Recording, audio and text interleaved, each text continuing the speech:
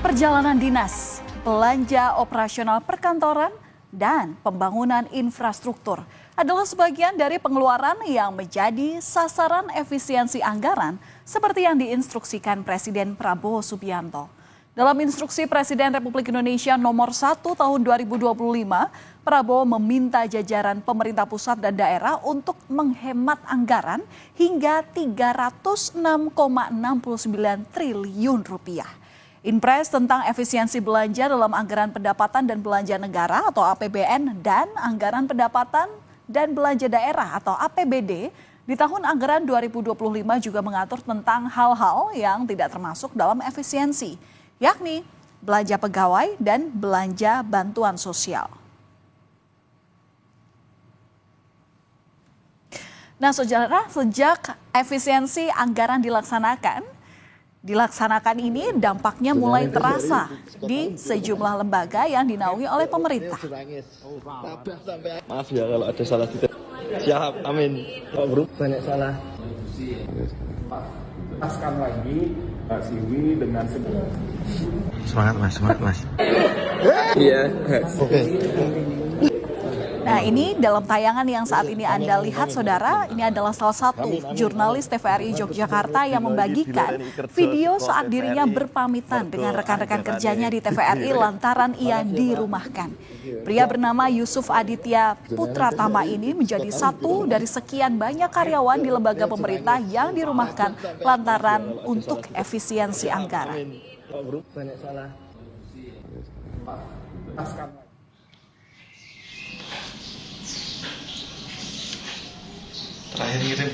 Yusuf Aditya Putratama bercerita bahwa ia dirumahkan sejak 6 Februari 2025. Pemberitahuan kebijakan ini baru ia dapatkan melalui akun WhatsApp sehari sebelumnya. Meski sempat kaget, namun ia meyakini jika kebijakan efisiensi anggaran ini menjadi jalan yang harus ia jalani.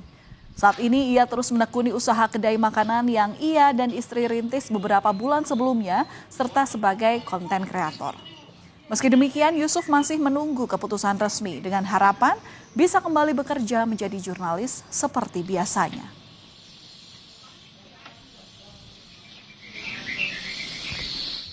H-1 dapat informasi, dapat surat, kemudian ke kantor, ternyata ada keputusan bahwa waktu itu dirumahkan. Sebelumnya nggak ada pemberitahuan. Nggak ada pemberitahuan sama sekali, jadi ya agak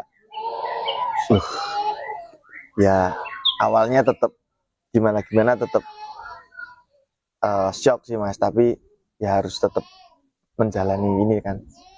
Ya harapannya semoga terbaik untuk TVRI, untuk teman-teman tenaga honorer bisa kembali membersamai TVRI. Dan harapan Yusuf tampaknya bisa menjadi kenyataan. Lantaran Lembaga Penyiaran Publik Televisi Republik Indonesia atau LPPTVRI membatalkan kebijakan pemutusan hubungan kerja terhadap karyawan atau karyawan yang dirumahkan, dampak dari adanya kebijakan efisiensi anggaran.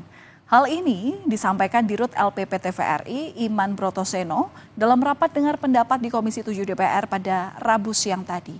Setelah rapat dengar pendapat dengan Komisi 7 disepakati tidak ada lagi karyawan yang dirumahkan, tidak ada lagi pengurangan honor dan hal-hal yang berkaitan dengan penghasilan kontributor di daerah.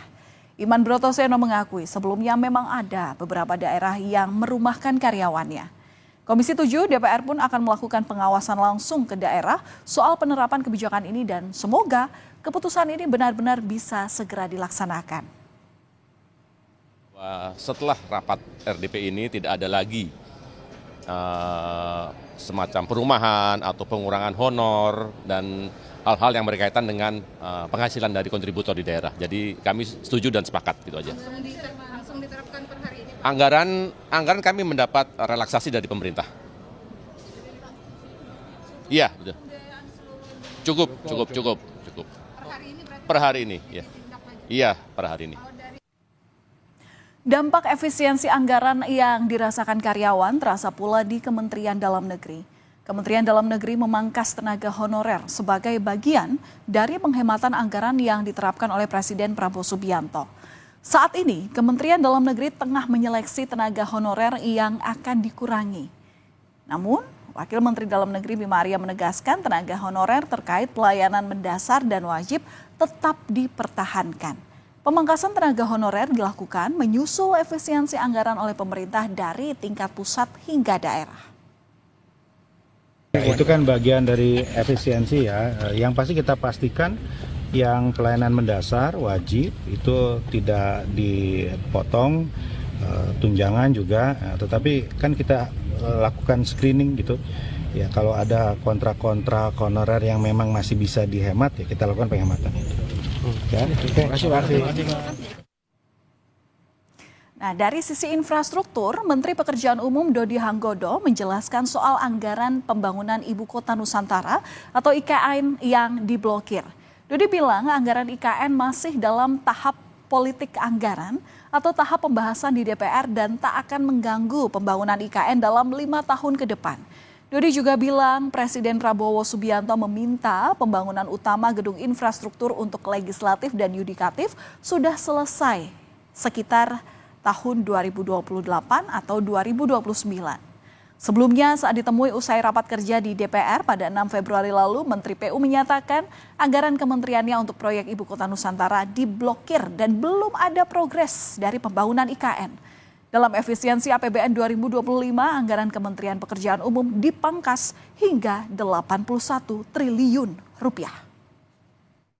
Sebetulnya nggak blokir lah, sebetulnya lebih tepatnya itu politik anggaran mas. Politik anggaran yang kita lakukan dari Kementerian Keuangan ngasih sekian, kemudian dari situ kan kita detekkan sekian ini saya memiliki kejangan apa A, B, C, D, sudah oke, baru kita bilang ke Bumenku sepakatnya dengan DPR seperti ini kan gitu. Baru kemudian dibuka Pak Prabowo kan maunya beberapa bangunan utama yang legislatif yudikatif itu segera berdiri. Ini bangsa 2008, tapi saya nggak tahu, ini kan saya cuma dengar sepintas sekarang di rapat kabinet suka ada kan. Di tengah ramainya pembahasan soal dampak efisiensi anggaran, pihak istana membantah pemangkasan setengah anggaran milik Badan Meteorologi, Klimatologi, dan Geofisika. Pemerintah menegaskan efisiensi tak berpengaruh pada kinerja kementerian dan lembaga. Sementara itu, Kepala Kantor Komunikasi Kepresidenan Hasan Nasbi mengibaratkan pemangkasan anggaran hanya menghilangkan lemak dalam anggaran lembaga tanpa mengikis ototnya. Hasan menyebut bahwa ada 4 kriteria yang tidak terkena efisiensi, yakni gaji pegawai, layanan dasar prioritas pegawai, layanan publik, dan bantuan sosial. Ia juga memastikan mitigasi bencana sebagai bagian pelayanan publik oleh BMKG. Ini maka tetap berjalan optimal.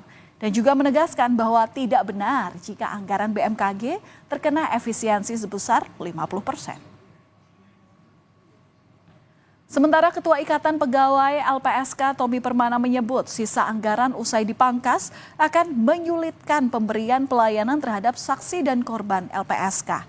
Juga terkena imbas pemangkasan anggaran dana pagu 2025 hingga 62%. Sejumlah pegawai LPSK menilai dampak pemotongan anggaran ini bisa mempengaruhi kualitas perlindungan terhadap saksi dan korban. Usai dipangkas, anggaran LPSK akan menjadi 88 miliar rupiah dan diprediksi hanya cukup untuk pelayanan sampai dengan Mei 2025. Pemenuhan bagi saksi dan korban ya. Ini perkiraan analisa kami sementara ini dengan anggaran yang sekitar 80 miliar tersebut mungkin hanya bertahan beberapa bulan, mungkin bisa hanya sampai bulan April atau Mei. Jadi dan itu tentu kan akan merugikan hak saksi dan korban ya dalam memberikan pelayanan dari LPSK. Itu sih Mas, jika anggaran tetap di angka 80 miliar. Keresahan juga dirasakan oleh Komisi Yudisial yang juga ikut terdampak akan adanya efisiensi anggaran ini. Pemotongan anggaran di Komisi Yudisial sebesar 100 miliar rupiah atau sebesar 54% dari total anggaran 185,5 miliar rupiah untuk 2025. Atas situasi ini, Ketua KY Amzulian Rifai menyebut gaji karyawan gaji karyawan Komisi Yudisial atau KY hanya cukup sampai dengan Oktober mendatang. Selain urusan gaji karyawan, Ketua Komisi Yudisial Amzulian juga mengatakan seleksi untuk Hakim Agung juga ikut terimbas. Di saat efisiensi anggaran menjadi sorotan, Prabowo Subianto mengungkapkan alasan kenapa penghematan anggaran ini perlu dilakukan. Saat membuka Kongres Muslimat NU ke-18 di Surabaya, Jawa Timur, Prabowo meminta pengeluaran mubazir dihentikan demi memberi makan rakyat. Meski demikian, Prabowo juga menyebut saat dirinya ingin hemat anggaran, ada raja kecil yang melawan perintahnya dan merasa kebal dengan hukum. Menghemat uang itu untuk rakyat, untuk memberi makan untuk anak-anak rakyat. Saya ingin memperbaiki semua sekolah Indonesia. Pengeluaran yang tidak perlu, pengeluaran yang mubazir, pengeluaran yang alasan untuk nyolong, saya ingin dihentikan dalam birokrasi. Merasa sudah kebal hukum, merasa sudah menjadi raja kecil. Berdasarkan surat Kementerian Keuangan, ada 16 pos belanja yang perlu dipangkas dari anggaran kementerian dan lembaga. Yang terbesar yakni efisiensi alat tulis kantor atau ATK yang mencapai 90%. Dan penghematan lainnya seperti perjalanan dinas, kegiatan seminar, sewa gedung, kendaraan, dan juga peralatan. Namun kenyataannya penerapan dari efisiensi anggaran juga diterapkan pada pos yang sesungguhnya tidak termasuk dalam instruksi Presiden, seperti pemberhentian tenaga honorer di beberapa lembaga pemerintah. Menurut anggota Dewan Pembina Gerindra Dhanil Anzar Simanjuntak, hal tersebut adalah kekeliruan.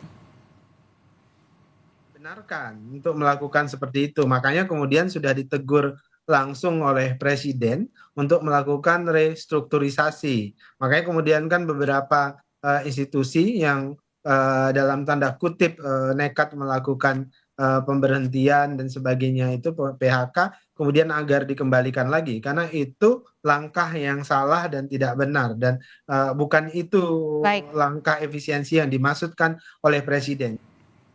Ya, kalau misalnya kata anggota Dewan Pembina Gerindra Dhanil Anzar Simanjuntak, hal itu adalah sebuah kekeliruan, tapi pengamat politik Yunarto Wijaya menyebut setuju dengan adanya efisiensi anggaran ini. Namun demikian, ia mempertanyakan apakah memang efisiensi dilakukan pada tempat-tempat yang tepat.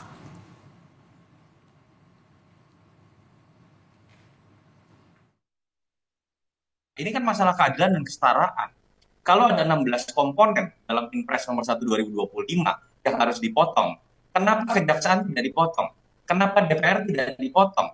Kenapa kepolisian tidak dipotong? Mereka semua memiliki 16 komponen yang seharusnya dipotong juga.